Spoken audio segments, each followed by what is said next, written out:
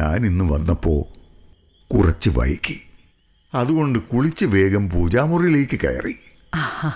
അപ്പൊ ഇന്നും? അതെ, ഒന്നും കിട്ടിയില്ല. സാരയില്ല ദേവി, ഒന്നുകൊണ്ടും ഉത്കണ്ഠപ്പെടേണ്ടതില്ല.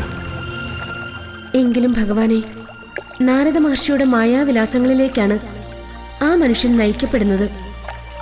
എത്ര വലിയ ഭക്തിയുടെ പിൻബലത്തിലായാലും നാരദ മഹർഷിയുടെ സിദ്ധികളെ ജയിക്കാൻ ഒരു മനുഷ്യന് സാധിക്കുമോ?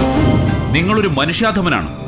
ഭാര്യ വിശന്ന് തേങ്ങുമ്പോൾ പണിയെടുത്ത് അവളെ പോറ്റാതെ നാരായണ നാരായണ എന്ന് ജപിച്ചു കഴിയുന്ന നിങ്ങൾ ഈ സമൂഹത്തിന് തന്നെ ഒരു അധികപ്പറ്റാണ്.